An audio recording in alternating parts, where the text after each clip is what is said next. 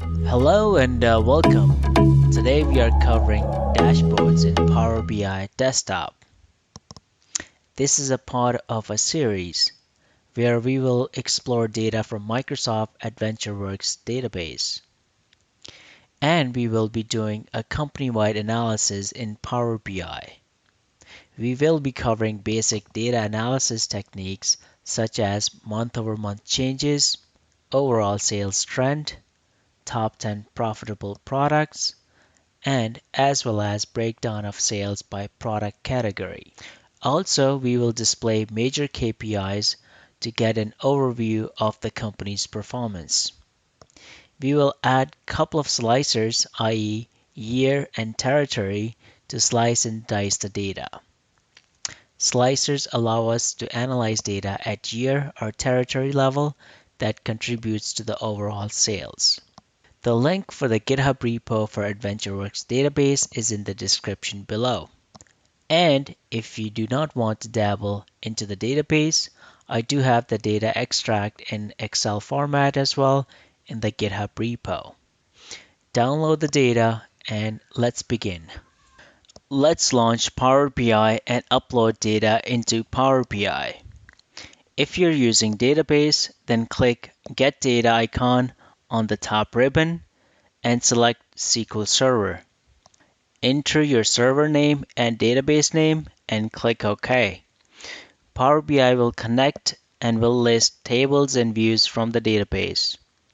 We will use view called Sales Overview. By the way, SQL code for the view is in the GitHub repo as well. We will select this view and get a sense of the data and then click on Load to load the data. Power BI is going to load this data locally. It may take some time to load data, so be patient. If you want to work with Excel file, then the process is quite similar. Under Home, click Excel icon and navigate to the file location. Select the file and hit Open. We are going to select Sheet 1. This sheet contains all the data, and go ahead click on Load. This will generate a table called Sheet 1. It may take some time to load data, so be patient. We can rename it to Sales View. We need to perform few transformations before moving on. First, let's convert order date to date format from date time. We only want the date portion, so we can click on the column and select the month, day, and year format from the Format drop-down under Column Tools. Also, we need to create a date table in order to create few measures. Measures need continuous date, and our sales data skip few days here and there. Click the New Table icon on the top ribbon and provide a table name. I will call it Date. We are going to base this date table on a built-in function called Calendar. We can hit Shift Enter to go to the next line. Calendar function requires start and end date. Instead of hard coding the values, we'll use the minimum and maximum values in the order date column in our data set.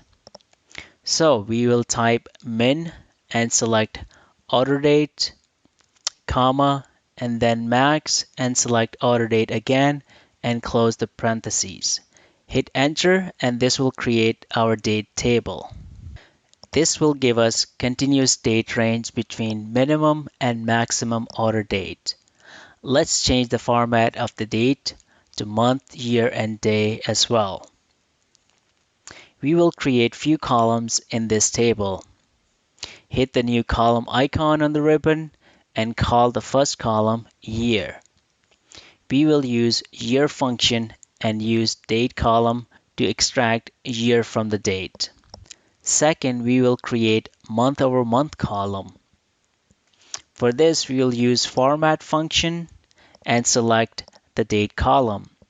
Enter comma and provide the format value, which is year space month. Close the parentheses and hit enter. This will give us year space month. Now we are going to build two measures. We are going to put them in the date table. Right click on the date table and select new measure. First measure, we will call it CM sales for current month sales. We will enter sum and then from sales view, select the sales amount column. Hit enter and CM sales is created. Also, we are going to create another measure called PM sales for prior month sales. We are going to utilize the calculate function.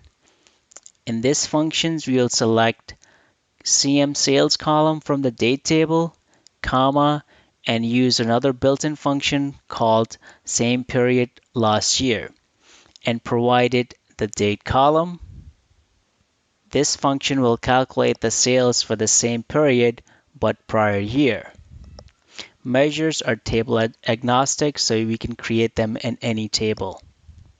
Before moving on to the dashboard, let's create a relationship between date table and sales view, so we can use these together.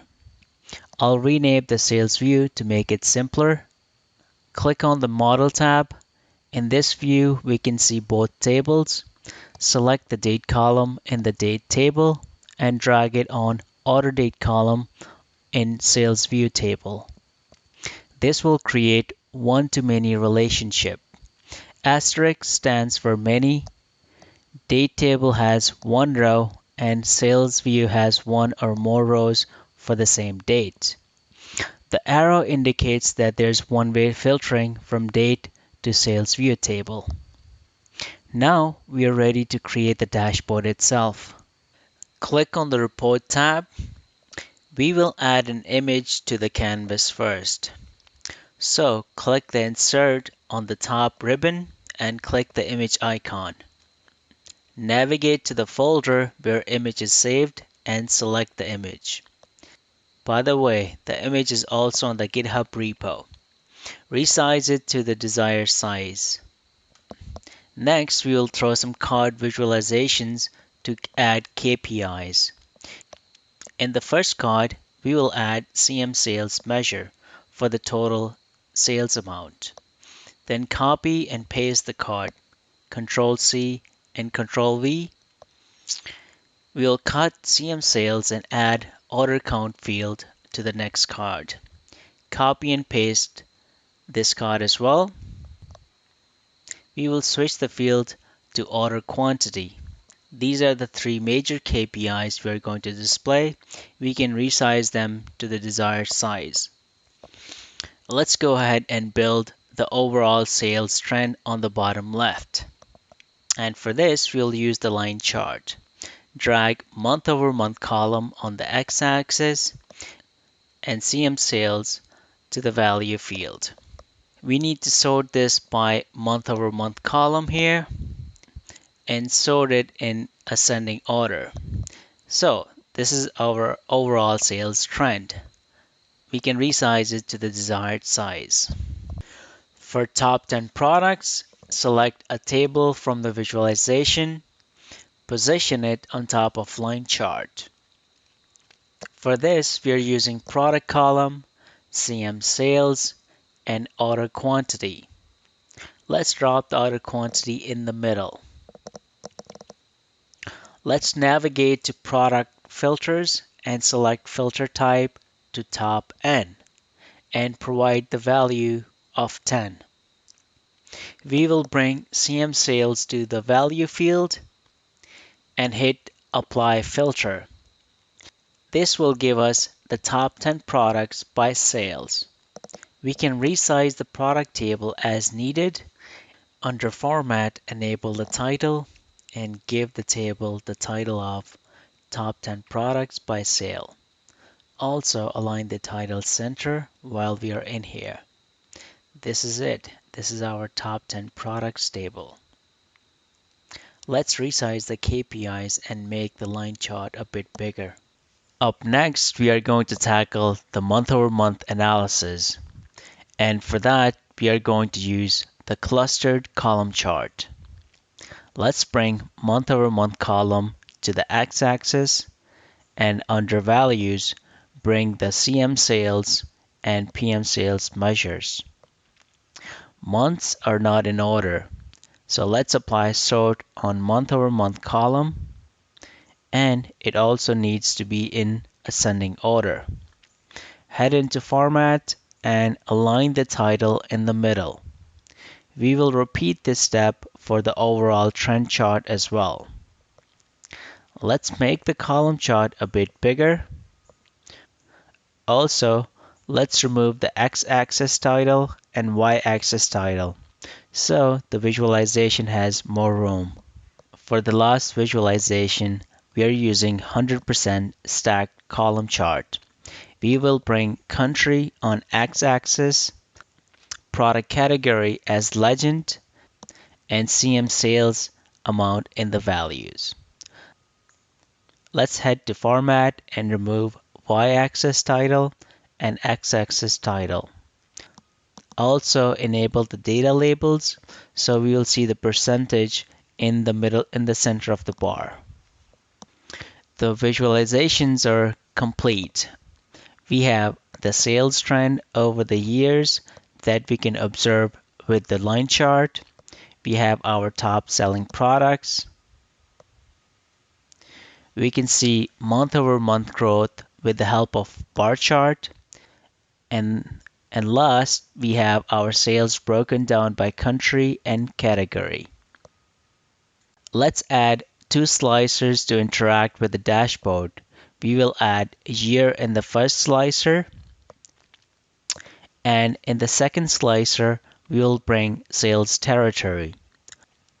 Align it to the top right and convert it to drop-down. Now we are going to convert the year slicer to buttons.